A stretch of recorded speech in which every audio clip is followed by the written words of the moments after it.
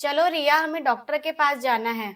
ऋषि ने अपनी पत्नी रिया से कहा। डॉक्टर के पास? पर हम तो 2 दिन पहले ही गए थे और मुझे अभी कोई प्रॉब्लम भी नहीं है। अरे बाबा, ये नॉर्मल चेकअप नहीं है, हमें बेबी का जेंडर पता करने जाना है। बेबी का जेंडर? पर क्यों? और ये इलीगल भी है, तुम्हें क्या ये नहीं पता? सब पता है मुझे, पर हमारे घर के कुछ नियम हैं। जैसे घर में किसी की अगर शादी हो तो पहला बच्चा लड़का ही होना चाहिए। मैं तो हैरान हूँ ऐसी बातें सुनकर। इतने पढ़े लिखे और वेल सेटल परिवार से होकर ये कैसी बातें कर रहे हो? What rubbish. पहले लड़का ही होगा। मेरे घर पर देखो, हम 3 बहनों के बाद हमारा भाई है, पर पापा ने कभी हम में कोई भेदभाव नहीं किया। वह तुम्हारे पापा की मर्जी, पर इस घर में हमेशा से यही होता आया है और आगे भी यही होगा। मतलब अगर मेरे पेट में बेटी रही तो तुम उसे? देखो रिया, बी प्रैक्टिकल।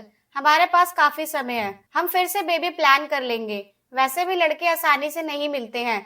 लकी होते हैं वह लोग जिन्हें पहली बार में ही लड़का हो जाता है। कितनी घटिया सोच है तुम्हारी। अगर मुझे ये सब पहले पता होता तो कभी भी मैं तुमसे शादी नहीं करती। तुम जैसे लोग इस सोसाइटी में वह बदनुमा दाग हो जिसे अगर घिसकर साफ भी कर दिया जाए फिर भी निशान रह जाते हैं। रिया, अब तो हमारी शादी हो गई ना, और अब इस दाग के साथ ही तुम्हें रहना है। रिया, तुम इतना ओवर रिएक्ट क्यों कर रही हो? अभी तो बेबी ने जन्म भी नहीं लिया, तुम उसके लिए इतनी पोसेसिव क्यों हो रही हो? जब लड़कियों से तुम्हें और तुम्हारे परिवार को इतनी ही दिक्कत थी तो फिर तुम शादी भी एक लड़के से ही करते ना। अब बस बहुत हो गया, चलो मेरे साथ, वरना मुझसे कुछ अनहोनी ना हो जाए। फिर दोनों डॉक्टर के पास जाते हैं। जहाँ रिया को जिस बात का डर था वही होता है। उसके पेट में बेटी थी, वह उसे मरने तो नहीं देगी, चाहे ऋषि के साथ उसके रिश्ते को ही क्यों ना मारना पड़े। ऋषि डॉक्टर से अगले दिन का अपॉइंटमेंट लेकर घर आ जाता है। रिया चाह तो रही थी कि अपने पापा को अभी फोन कर सब कुछ बता दे, पर इससे वह ऋषि को सबक नहीं सिखा पाएगी, क्योंकि उसके पापा तो उसकी हालत जानकर अभी आकर उसे यहाँ से ले जाएंगे। रिया ने थोड़ी देर कुछ सोचा और किसी को फोन किया। थोड़ी देर बाद ऋषि और उसकी माँ सुनैना जी रिया के कमरे में आते हैं। देखो रिया, इतना प्रेशर लेने की जरूरत नहीं।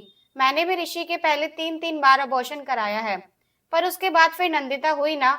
हम बेटी के खिलाफ नहीं हैं, बस उसे बेटे के पहले आने नहीं देते। यह हमारा रिवाज है जो बरसों से चलता आ रहा है। एक बार बेटा हो जाए फिर बेटी भी पैदा कर लेना। एक औरत होकर आपकी ऐसी सोच पर धिक्कार है मम्मी जी।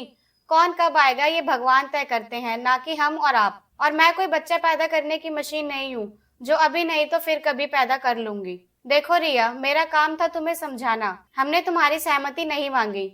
ऋषि, इसकी सारी पैकिंग तू कर ले, और हाँ, इसके सारे रिपोर्ट्स भी रख लेना। यह कहकर सुनैना जी वहां से चली जाती हैं। ऋषि अलमारी खोलकर रिया के रिपोर्ट्स निकालने लगता है। उसी बीच उसे एक रिपोर्ट अपनी मिलती है जिस पर साफ लिखा है कि ऋषि अब कभी पिता नहीं बन सकता। उस रिपोर्ट को लेकर वह रिया के पास आकर कहता है, ये क्या है रिया? मैं ये तुम्हें कभी नहीं बताती जो तुमने आज ये हरकत ना की होती। याद है तुम्हारा ये एक्सीडेंट जिससे तुम लगभग मरते मरते बचे थे? उसी में तुम्हारी ये शक्ति चली गई थी। ये बच्चा भगवान का दिया हुआ वह तोहफा है जो अब तुम दोबारा कभी नहीं पा सकोगे। अब कहो, कल चलना है ना? ऋषि यह सुनकर तो आसमान से गिर पड़ा। अब तक जिस बच्ची को वह बोझ कह रहा था वह उसकी आखिरी निशानी बन गई। अगली सुबह सुनैना जी, ऋषि, रिया अभी तक तैयार नहीं हुई, चलना नहीं है क्या? नहीं माँ, मुझे बेटी चाहिए, फिर चाहे इस घर का पुराना निवास ही क्यों ना टूट जाए। आखिर रिया ने तेरा ब्रेन वॉश कर ही दिया, पर मैं अभी जिंदा हूँ, ऐसा होने नहीं दूंगी। तब तक रिया अपने कमरे से निकल कहती है, पर जब मैं ही यहाँ नहीं रहूंगी तो आप ये सब किसके साथ करेंगी मम्मी जी? रिया, तुम कहाँ जा रही हो? मैं चलूंगा तुम्हारे साथ, मुझे मेरी बेटी से अलग मत करो। बहुत देर हो गई ऋषि, पहले अपनी बेटी के लिए अपने खानदान के रिवाज को पत्थर की लकीर मानकर उसे मारने चले थे, पर अब जब अपने पिता ना बन पाने का पता चला उसी रिवाज को एक पल में तोड़ दिया। वाह, तुम्हारे इस दोगले चेहरे को देखकर तो मुझे तुमसे बात करने में भी घिन आ रही है। और मम्मी जी, अगर आपने ये सब पहले ही रोक दिया होता तो शायद आज औरत ही औरत की सबसे बड़ी दुश्मन है, ये कहावत गलत सिद्ध हो जाती। ऋषि, तुम बिल्कुल ठीक हो, ये तो मैंने तुम्हारे दोगले चेहरे को देखने के लिए झूठा रिपोर्ट दिखाया था। अब तुम आजाद हो, जाओ करो और कई शादियां और कराते रहो गर्भपात, पर याद रखना जिससे शादी करोगे वह भी किसी की बेटी होगी, और जो तुम्हारे बेटे को जन्म देगी वह भी किसी की बेटी होगी। पर तुम्हारी बेटी, वह तो जन्म से पहले ही मार दी जाएगी। हम इंसानों की भी बड़ी अजीब फितरत होती है, जब हमें पता होता है ये चीज हमें फिर मिल जाएगी उसकी कदर नहीं करते, पर जब वही चीज हमारे पास आखिरी हो तो उसे अपनी जान से भी ज्यादा संभालते हैं। ये कहकर रिया वहां से चली गई। पर वह ऋषि को ऐसे ही छोड़ने नहीं वाली थी। उसने ऋषि को कभी डिवोर्स न देने का फैसला किया, ताकि वह और कोई शादी ना कर सके और ना ही किसी बच्चे की जान ले सके। पर इससे ऋषि और सुनैना जी जैसे लोग क्या कभी सुधरेंगे, ये बता पाना जरा मुश्किल है।